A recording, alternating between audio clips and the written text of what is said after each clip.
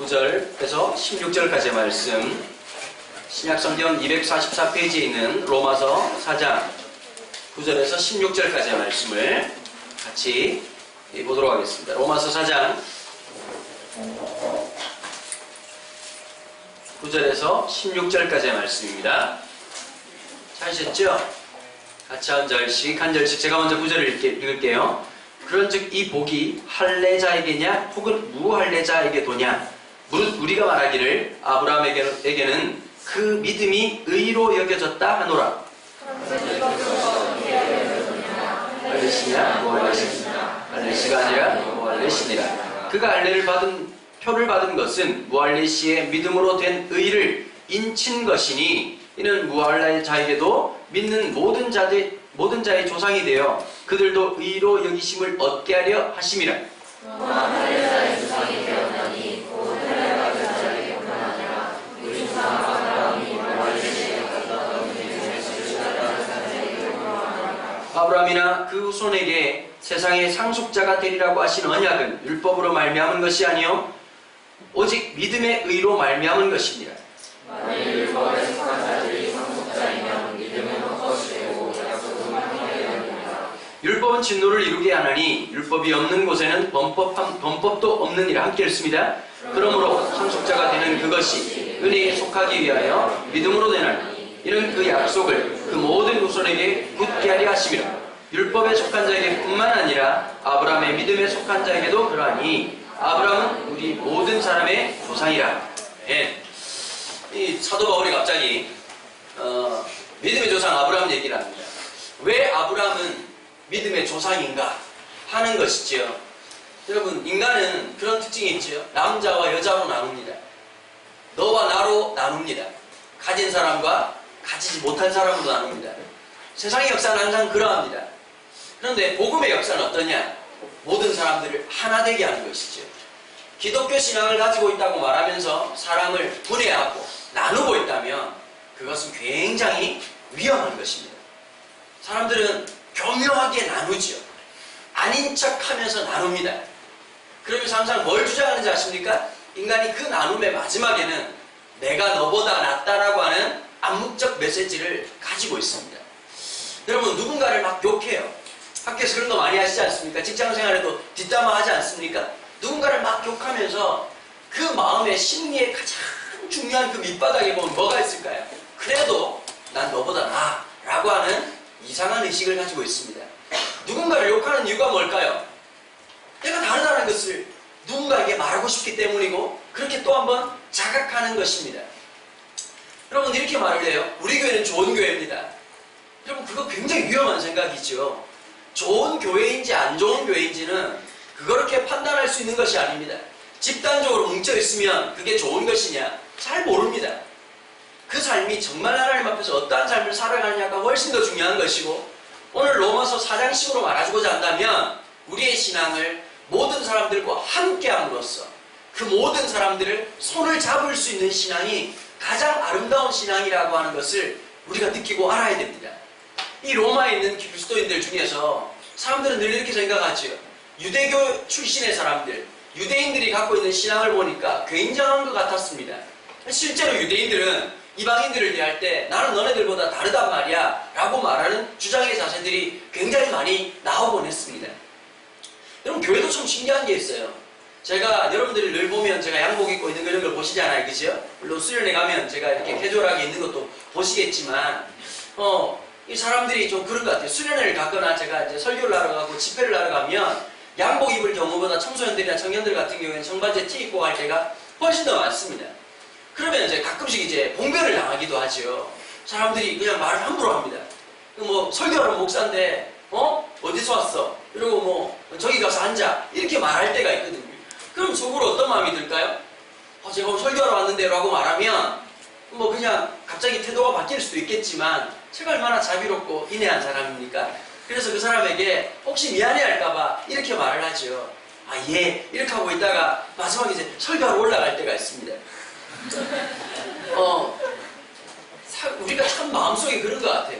외모를 보고 사람의 그런 것들을 보고 참 대우할 때가 진짜 많이 있고 이렇게 저렇게 행동할 때가 참 많이 있습니다.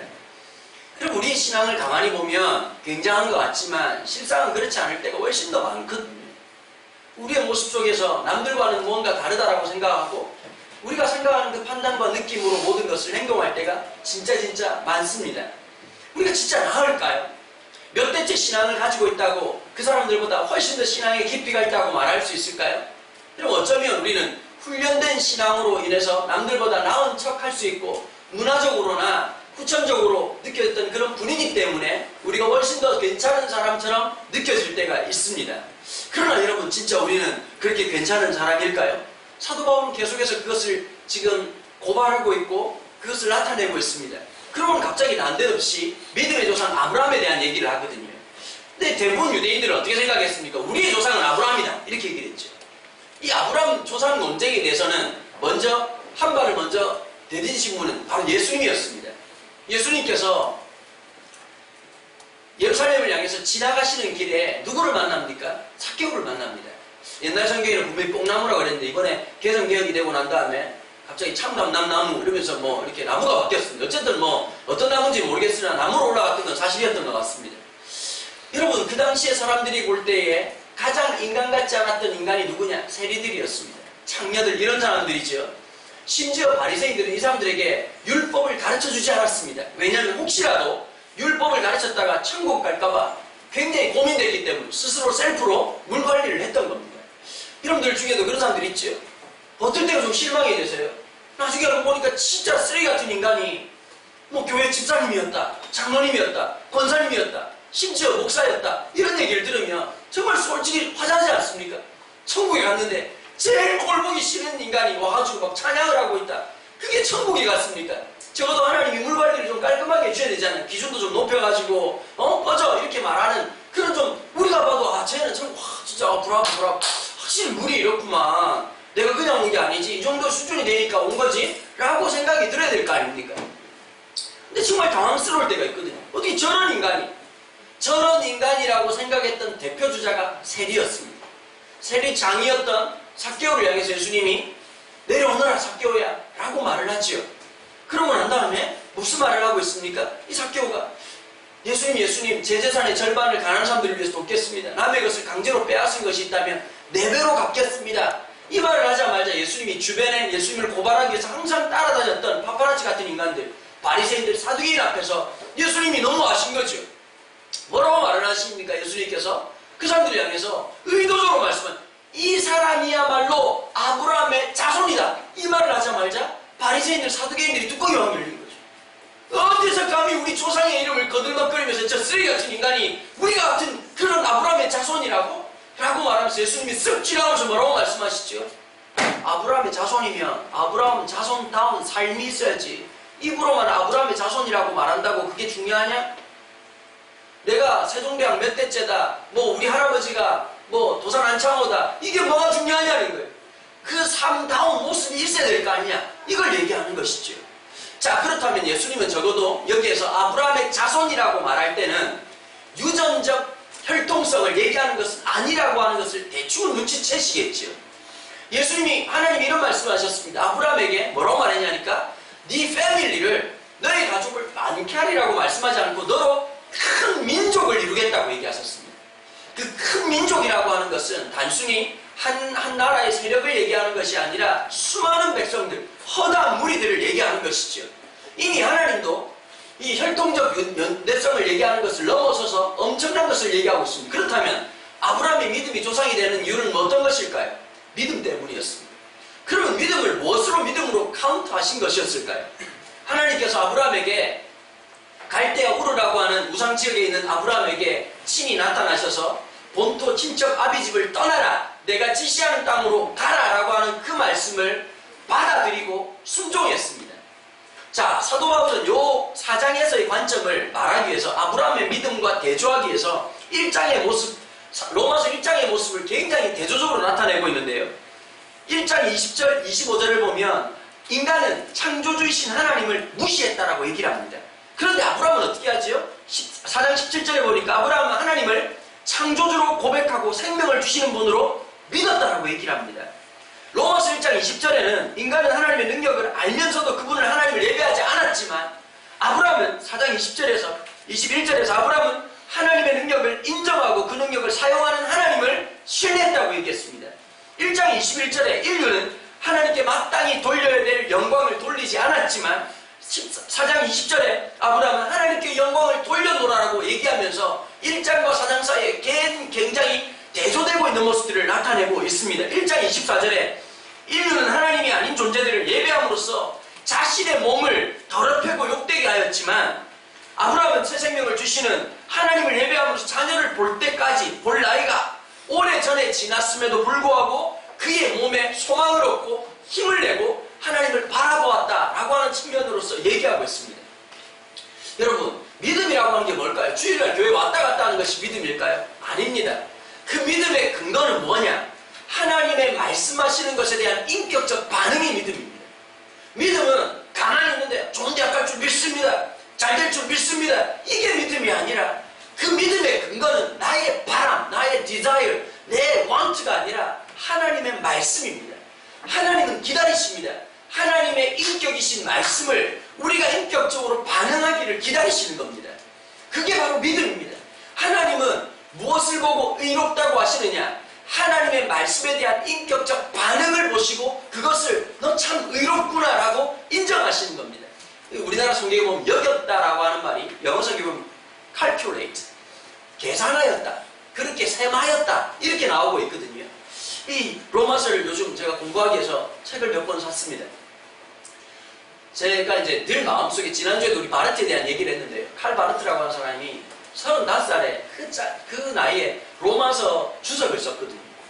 근데 되게 어려웠던 게 옛날에도 그 책이 나왔는데 사실 제가 다니는 학교 그 신학교에서 그리고 이 학교에서도 마찬가지인데 칼 바르트라고 하는 이름은 말을 꺼내는 순간 조금 문제가 됩니다. 신학적으로.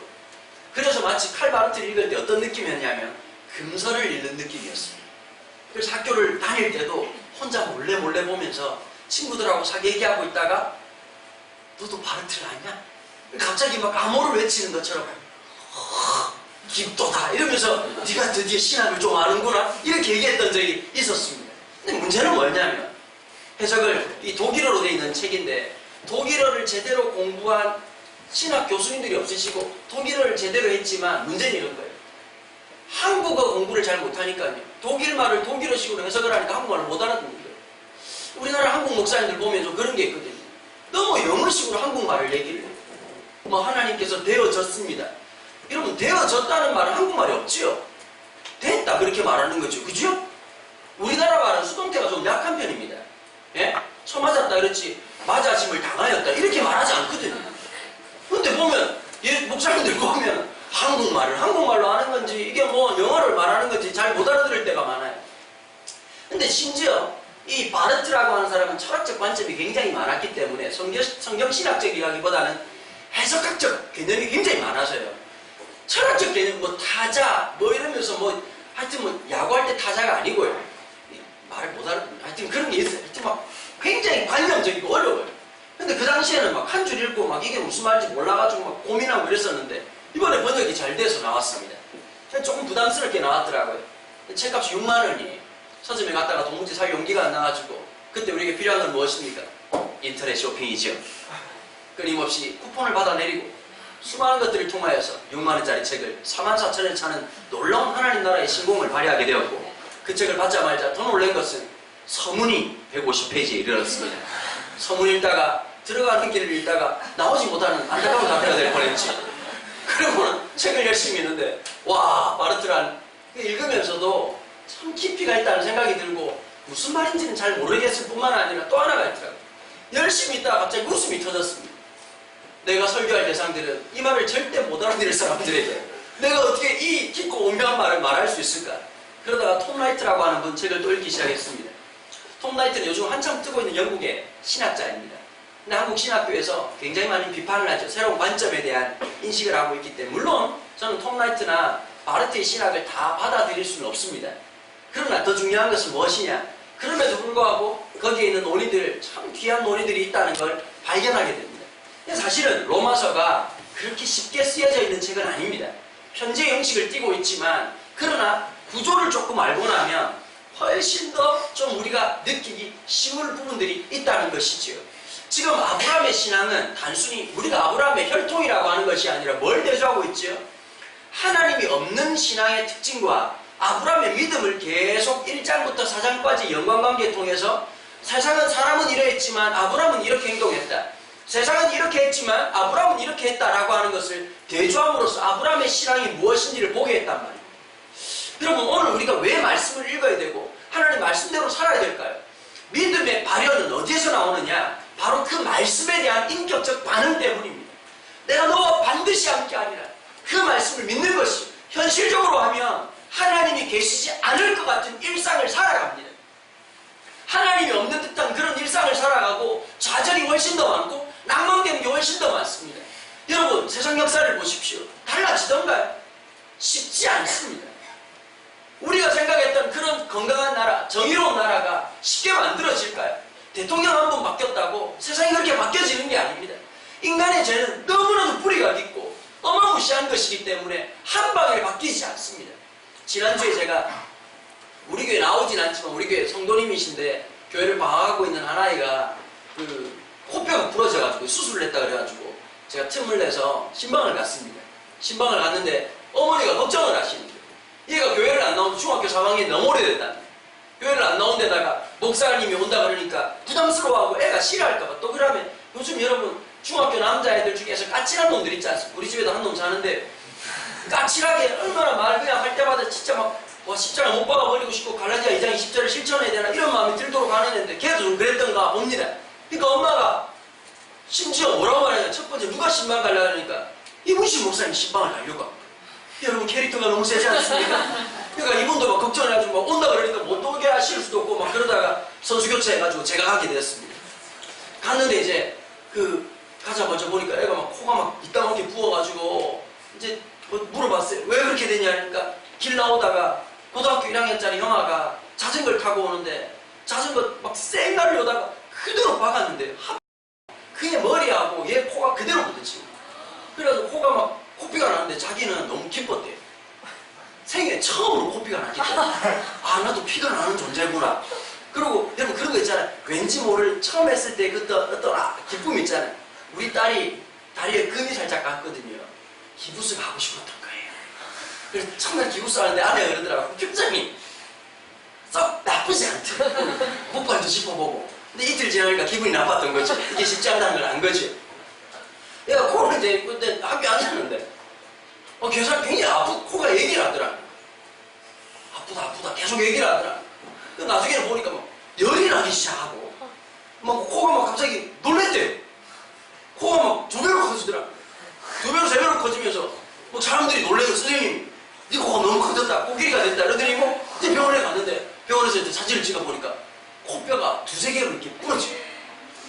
근데 여러분 수술을 바로 못한답니다. 붓기가 깔아앉아야 된다. 붓기가 깔아앉아갖고 그냥 아무 생각 없이 얘가 수술하러 갔다는 거예요. 이게 여러분 이 코 수술이 장난이 아니랍니다. 이 코를 이렇게 째는 게 아니라 입술 밑에를 찢어가지고 들어가는데요. 뭐 너무 고통스러운지 링겔을 몇 병을 달고요. 거기다가 마약 성분이 있는 링겔을 갖다 따로 달아가지고 너무 아프면 살짝 눌리면 그 성분이 들어가지고 좀 이렇게 통증을 잡아주는 거예요. 근데 얘가 또 착해요. 또 겁은 많아가지고 교회 좀 다녔던 애들이 특징이 있잖아. 소심하고 착하고 이런 특징이 있잖아. 무서워하고. 그러니까 마약이라 그러니까 이놈이 안 돼. 안 돼. 이러면서 야 엄마가 보니까 너무 안 됐더래. 보니까 새벽에 나 같은 거 몇 번 누르겠다. 야 막. 근데 막 그걸 번지고 켰네. 갔는데 보니까 코로 숨은 못 쉬지요. 입은 벌리고 있지요. 나는 처음 보자마자 기도를 하고 나니까 막 눈물을 흘리길래 은혜 받은 줄 알았더니 그게 아니라 코로 숨을 못 쉬니까 눈물이 계속 나는 거예요. 그리고 이제 엄마가 제가 기도하고 왔는데 애가 반응이 괜찮았어요. 막 이런저런 얘기하다가 우리 다음에 퇴원하면 교회 한번 오자 그랬더니 그래도 얘가 또 예의는 있더라고요. 싸지는 놈들 있잖아요. 꼭 보면 싫어요. 그러는 거 있을 것 같은데도 불구하고 애가 아파서 그런지 콧구멍을 그렇게 막 드러나서 그런지 모르겠지만 어쨌든 막 가겠노라라고 얘기를 하고 어머니하고 이제 문자를 주고받는데 목사님 사실 제가 걱정이 많이 되고 했었는데 애가 오히려 이렇게 기도 제목을 매기 하시는 거예요. 그래서 제가 기도하겠다 그랬는데 내일 솜을 뺀다는 거예요. 그 솜 빼고 난 다음에 또 연락을 했습니다. 애가 솜 빼고 난 다음에 더 실망을 했다. 솜 빼면 코가 시원해질 줄 알았는데 솜을 쉽게 말하면 1차, 2차, 3차로도 났답니다. 몇 차를 뺐냐니까 3차를 뺐다는 그날 알았답니다. 2개가 더 남았다는 놀라운 자신을 알게 되고 더 자살하고 여러분 갑자기 나아질 거라고 기대를 했는데 전혀 나아지지 않았고 뽑아내면서 여러분 이거 진짜 힘든 거잖아요. 콧구멍에서 참외 하나 뽑아내는 거하고 똑같지 않습니까? 그 아픔을 견디고 났더니 2개 더 남았어 라고 얘기하는 의사 선생님, 의사들 중에서 가끔씩 그런 사람들이 있죠. 좀 무자비한 분들 있잖아요. 미리 얘기해주면 좀 많이 아플 거예요. 주사가 따끔할 겁니다. 이렇게 막 얘기해주고 난 다음에 말해주면 좀 나은데요. 아무렇지도 않고 훅 낫고 난 다음에 오! 이러려고 아파요. 이런 사람들 보면 정말 나쁜 사람 아닙니까? 얘가 참 많이 힘들었나 봅니다. 쉽지 않지요. 자기 아픔을 갖고 있다는 거. 여러분, 이 아이가 신앙생활 하면서 어쩌면 신앙은 강박으로 생각했어요. 교회 가라. 교회 가야 된다. 인격적으로 단 한 번도 그분을 만나보지 못하니까 모든 것이 어떻게 느껴졌을까요? 압박으로 느껴졌을 겁니다. 그런데 아브라함에게 어쩌면 하나님에 대한 신학이 깊었던 것도 아니고 아브라함이 원래 하나님 믿었던 사람 아니지 않습니까? 불신자였지 않습니까? 우상숭배했던 사람이었지 않습니까? 그런데 하나님의 말씀을 듣고 어떻게 했느냐? 그 말씀을 믿음으로 받아들였다. 바랄 수 없는 중에 바랐습니다. 너에게 아들이 있을 것이다. 여러분 나이가 몇 살이었습니까? 75이었습니다. 여러분 남자가 75살이면 여러분 자녀가 태어나기에는 거의 불가능이죠. 거기다가 자기 아내는 여러분 여자가 폐경이 지나고 나면 임신이 안 되지 않습니까? 근데 다 끝났는데도 불구하고 하나님 보고 뭐 지금 제정신이냐고 이렇게 말할 수 있음에도 불구하고 아브라함은 그것을 믿음으로 받았다는 거예요. 하나님은 뭘 기뻐하셨냐? 그 믿음으로 반응하는 자세를 보고 그것을 의롭다고 얘기했습니다. 남들은 다 하나님에 대해서 원망하고 신앙이 없는 것으로 만들어버렸던 반면에 아브라함은 그것을 믿음으로 받았습니다. 그리고 하나님이 너는 의로운 백성이라고 얘기를 했고요. 나중에 그 의로움의 표식으로 뭐 했느냐? 할례를 행했다는 겁니다. 이 자꾸 이제 유대인들은 뭐라고 말하죠? 우리는 아브라함의 자손이고 너네들 이방인이니까 우리 신앙이 다르다라고 말을 합니다. 우리는 하나님의 선택받은 백성이라고 말하는데 사도 바울이 딱 얘기하는 거죠. 야 그렇다면 너네들 조상이 아브라함이라면 아브라함이 원래부터 신앙을 갖고 있는 사람이 아니었지 않느냐?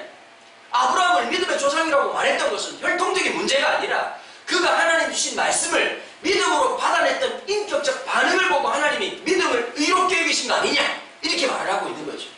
야 너네들 자꾸 할례 이렇게 난리를 떠는데 너네들이 가장 중요한 건 할례라고 하는 것이 할례를 받아서 의롭다고 한 것이 아니라 믿음으로 받았기 때문에 그것을 의로 여기시고 그것을 인치셨다, 도장을 찍었다는 거죠. 마지막에 모든 결과에 대해서. 여러분 보세요. 시험 치고 나면 성적을 채점을 하지 않습니까? 채점을 하고 나면 알죠? 성적이 어떻게 되는지. 그럼 맨 마지막에 그게 프린트가 되죠. 그쵸? 여러분 프린트라고 하는 것은 이미 일어난 사건에 대한 결과로서 만들어지는 거죠. 시험 점수가 나왔으니까 프린트가 될 거 아닙니까? 중요한 건 뭘까요? 시험이라고 하는 과정을 거치는 것입니다. 그런데 사람들은 뭘 말하느냐? 성적평가를 얘기하는 거죠. 그 과정을 생략한 채 그 과정이 없이 성적이라고 하는 건 있을 수가 없고 존재할 수 없지 않습니까? 시점을 봐라.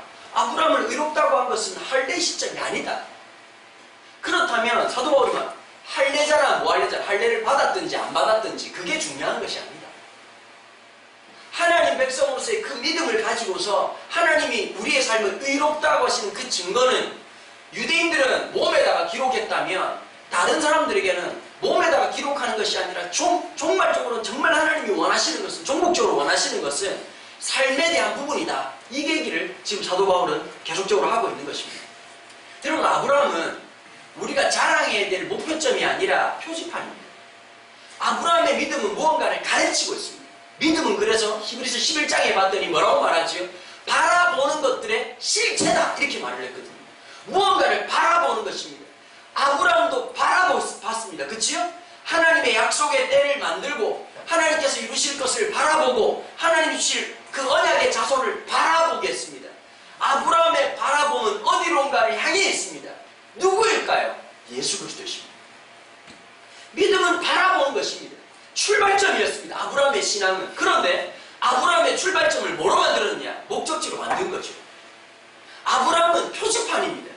여러분, 서울에서 한남대교를 타고 딱 가면 경부고속도로를 만나지요. 경부고속도로 앞에 표지판에 뭐라고 되어 있습니까? 부산이라고 되어 있습니다. 그럼 거기가 부산입니까? 강남입니다. 그러면 여러분, 오이씨, 세금 처먹고 꽁쳤네? 이렇게 말할 수 있나요? 부산이라며! 부산 언제 나오노? 4시간 반을 달려가야 나옵니다. 여러분, 계속 표지판을 보면 속는 느낌입니다. 맞아요, 안 맞아요? 찍지? 부산. 언제 부산이지? 계속 가도 부산. 부산이? 다 됐다. 부산? 4시간 반을 달려가야 톨게이트 통과하면서 부산입니다. 이렇게 한다. 표지판은 우리로 하여금 움직이게 합니다. 나아가게 합니다. 아브라함의 신앙은 자라가고 있을 휴게소가 아니라 나아가게 만드는 표지판입니다. 바르트가 이렇게 써야 돼요. 근데 여러분, 바르트 책을 읽어보신 분들은 나중에 기절하시겠지만 하나도 못 알아듣게끔 만들어놨어요. 톰 라이트 아저씨 못 알아듣게 만들어놨습니다. 이걸 밤새 고민하면서 자다가 내가 몇 번 깬지 몰라. 이걸 도대체 어떻게 설명하면 좋을지. 여러분, 아브라함을 언급한 이유는 아까 말씀드린 것처럼 그가 출발점이기 때문입니다. 우린 예수님 안에서, 그리스도 안에서 우리를 발견하는 것입니다. 믿음 안에서 나를 발견하는 겁니다. 그래서 사도 바울은 계속해서 뭘 말하죠? 믿음을 얘기하는 거죠. 믿음 안에서 내가 발견되는 거지, 믿음이 없이 나라고 하는 것은 의미가 없습니다. 그리스도 안에서 내가 발견되어지는 것입니다. 아브라함의 신앙도 예수님 안에서, 그 믿음 안에서 발견되어진 것처럼 우리는 그리스도 안이라고 하는 그 방향성을 향해서 가는 것입니다. 구약의 수많은 사람들은 오실 메시아를 기다렸습니다. 그분이 오셨습니다. 우리의 모든 죄를 짊어지시고 그분은 우리를 대신해서 십자가에 죽으시고 3일 만에 부활하셨습니다. 부활하심으로써 그분이 우리의 목적지 되심을 보여주셨습니다. 그렇다면 우리는 지금 현재 무엇을 바라봐야 될까요? 다시 오실 주님을 바라보는 것입니다. 여러분, 예수님이 이 땅에 오실 때 사람들 어떻게 생각했냐? 유다의 사자로 온 줄 알았습니다. 라이언 오브 유다. 유다의 사자로 와가지고 그냥 다작살 내고 그냥 하나님 안 믿는 사람들 완전히 아작낼 줄 알았는데 예수님은 하나님의 어린 양으로 왔습니다. 여러분, 어린 양하고 사자하고는 캐릭터가 너무 상충되지 않습니까? 양은 왠지 그냥 착하게 같지 않습니까? 그죠? 양은 이렇게 만져도 양이 이렇게 하지 않지 않습니까? 양이 그냥 주인 와가지고 깨워 듣고 나면서 고기를 줘! 이렇게 말하지는 않지 않습니까? 양은 풀 주면 왠지 착각을 갖고 따라갈 것 같습니다. 사자는 어떻습니까? 호랑이 친구라고 해도 걔가 그렇게 만만한 애는 아니죠. 지난번에 중국에 중국 사람들 참 이상한 사람들 많습니다. 미친 사람이 사자우리에 들어갔습니다. 사자가 얼마나 자존심이 상했겠어요. 내가 지금 여기에 있는 애가 아닌데 나는 누구일까? 내가 여기 있는 애가 아닌데 발톱을 보아하니 내가 이렇게 살 내일이나 하고 있을 그런 애가 아닌데 내가 지금 보니 그냥 주는 고기랑 내 중에 쥐 다 받아먹는 그런 애가 아닌데 근데 갑자기 한 놈이 넘어오니까 어떻게 했을까요? 내가 누구인지를 난 드디어 찾았구나, 너로 인하여서. 그리고 물어뜯고 난리가 났었습니다. 여러분, 사자는 무서운 이미지요. 맞아요, 맞아요. 목표물을 보면 확 물어뜯는 거예요. 사람들은 예수님이 이 땅에 오셔서 유다의 사자로 올 줄 알았거든요. 근데 예수님이 뭐라고 말했느냐? 세례요한이 뭐라고 말했느냐? 하나님이 어린 양이라. 뭐야! 예수가 와서 십자가를 왜 못 박히냐? 예수가 와가지고 십자가에 못 박을 놈들 못 뽑아가지고 로마 군대들 눈가리를 뽑고 천부장들은 아작내고 한 놈씩 붙으라고 다이다이 깨자고 새끼야 이렇게 하고 나타나가지고 저러! 주님 이렇게 나와야 되는데 주님 십자가에 못 박고 이러고 죽으셨다. 예수님이 이 땅에 어린 양으로 오셨어요. 그런데 다시 재림의 주님으로 오실 때는 뭐로 오시느냐? 유다의 사자로 오신다. 심판자로 오신단 말이에요. 그 심판에 포커스가 어디 있을까요? 하나님의 말씀, 하나님이 원하시는 의, 하나님이 원하시는 공의, 하나님이 원하시는 그 믿음의 삶을 요구하신단 말이에요. 우리가 이 땅에서 보면 의미가 없는 것 같아요. 오늘도 제가 그 학원에 설교하러 가는데 여러분, 그 영동고속도로도 이제 그 버스 전용선이 있습니다. 토요일 공휴일은 전용선입니다. 여러분, 안 지킵니다. 쓰라글 놈들, 안 지킵니다. 나도 가고 싶습니다. 빨리 가고 싶습니다. 목사라서 주일만 아니었어도 어떻게 한번 해보고 싶은데 버스 가는데 계속 욕을 하는 거죠. 지나가는 차들, 버스 아닌 차 지나가는 나쁜 놈 시키다. 이 말의 마음의 뜻은 뭘까요? 나도 가고 싶은데 못 가니까 억울해서 그렇습니다. 여러분, 왜 사람들이 안 지킬까요? 일단 카메라 설치를 안 했다는 것을 알기 때문입니다. 두 번째, 경찰이 안 잡습니다. 그러니까 그냥 막 가는 거죠. 여러분, 가끔씩 하나님이 가만두실 때가 있습니다. 이 세상 역사를 보면 하나님 안 계신 것 같아요. 정치를 봐도 사회를 봐도 안 계신 것 같아요. 그러니까 어떻게 살까요? 지 오만한 대로 사는 겁니다. 자기의 생각대로 사는 겁니다. 필요 없어! 라고 사는 겁니다. 분명히 선이 그어져 있고 분명히 버스 전용선이 시행되고 있다고 말하지만 마치 없인 여기는 것처럼 여러분, 주님 다시 오십니다. 주님이 다시 오셔서 우리한테 요구하시는 것이 있습니다. 오늘 우리의 삶은 그 하나님을 바라보는, 그 하나님을 믿는 하나님의 그 약속, 내가 너와 함께 하겠다는 그 약속, 힘들고 어렵지만 지난하게 고통스럽지만 믿음으로 바라보기 때문에 손에 봐야 되지만 그 걸음을 걸을 때 하나님이 하나도 잊어버리지 않고 기억하시고 하나님이 반드시 함께 하신다는 것을 바라보는 그 믿음이 있으시냐는 겁니다. 그래서 믿음은 바라는 것일 뿐만 아니라 현실의 실제의 고통을 안고 살아가는 것입니다. 지난주에 제가 말씀 나누면서 하나님이 우리 보고 너 어느 교회 출신이냐라고 묻지 않는다고 말씀드렸지요. 교회였냐라고 묻는다고 했습니다. 여러분, 마찬가지입니다. 너는 내 백성이냐? 라고 물으시는 겁니다. 자만히 앉아가지고 저는 하나님 백성입니다 라고 하는 것이 아니라 백성이면 백성다운 삶이 있어야죠. 하나님 우리한테 물으시는 게 이거예요. 너는 백성으로 삶을 살았느냐? 학생이면 학생으로서, 직장이면 직장인으로서 우리가 살아가는 삶의 삶 가운데서 하나님이 주신 그 라인을 기억하고 하나님의 약속 때문에 우리가 마음을 지키고 손해를 보고 바보짓을 손가락질을 당한다 할지라도 그것을 능히 참아낼 수 있는 힘이 있냐는 것입니다. 그게 믿음입니다. 속상하지요? 힘들지요? 그렇지만 그걸 묵묵하게 난 여러분, 말씀을 정리하면서 이 얘기 드리고 싶습니다. 왜 억울하십니까? 성질나죠? 같이 욕해주고 싶죠? 직장생활 하다가 또래 같은 놈이 있으면 불안하게 하고 싶잖아. 그냥 쌍욕을 하고 싶죠?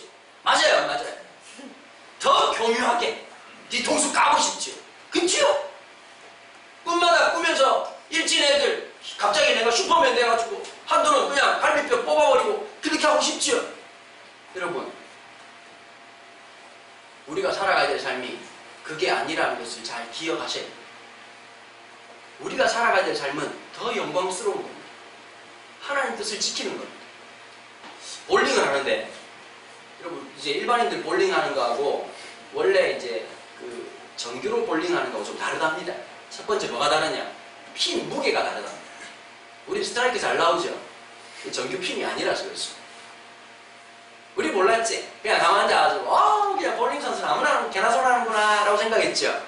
그 볼링공이 아닙니다. 여러분, 야구도 그렇죠? 테니스 공으로 야구하는 거하고 진짜 시합공으로 야구해가지고 쳐맞아봐야 이게 많이 딱딱하구나 라는 걸 깨닫죠. 두 번째가 있습니다. 볼링이 이제 그 정규 레인이 있고요, 아닌 레인이 있어요. 정규 레인이 있고 그 다음에 또 하나가 있어요. 대부분 다가 우리가 하면 다 파울입니다. 선을 다 밟거든요. 여러분, 선이 있어요. 우리는 늘 선을 넘는 위험한 인간들이 다 파울. 여러분, 지켜야 돼요. 아무리 스트라이크가 돼도 노게임이 될 수 있어요. 안 될 수가 있습니다. 하나님의 말씀을 따라서 때로 속상하고 때로 힘들지만 하나님의 그 영광을 향해서 나아가는 사람. 아브라함이 현실에선 자식이 없지만 하나님의 약속을 믿었던 그 믿음을 하나님께서 참 귀하다 라고 보신 것처럼 오늘의 우리 안에 하나님이 보시고 귀하게 여기실 만한 그 믿음이 제 안에, 여러분들 안에 있게 되기를 축복합니다. 기도하겠습니다. 하나님 아버지 감사합니다. 로마서를 묵상하고 있습니다. 참 쉽지 않은 말씀을 묵상하면서 믿음이란 무엇인가에 대한 관념과 생각을 가지기 쉽습니다. 하지만 그 믿음은 실제였습니다. 하나님 아버지, 그 실제적인 믿음을 살아낼 수 있도록 우리들을 붙잡아 주시고 함께 해주시기를 간절히 구합니다. 학교에서, 직장에서, 가정에서 하나님, 우리가 그 믿음을 살아낼 수 있도록 하나님 함께 해주시고 그 믿음의 근간이 되는 말씀을 우리 가슴 속에 품어낼 수 있도록 축복하여 주시옵소서. 감사드리며 주 예수 그리스도 이름으로 기도하옵나이다. 아멘. 축도하겠습니다. 주 예수 그리스도의 은혜와 하나님 아버지의 무한하신 사랑과 성령의 교통하심, 하나님이 원하시는 그 믿음을 실제로 살기를 다짐하는 주의 백성들 머리 위에 지금부터 영원토록 함께 계시기를 축원하옵나이다. 아멘. 네.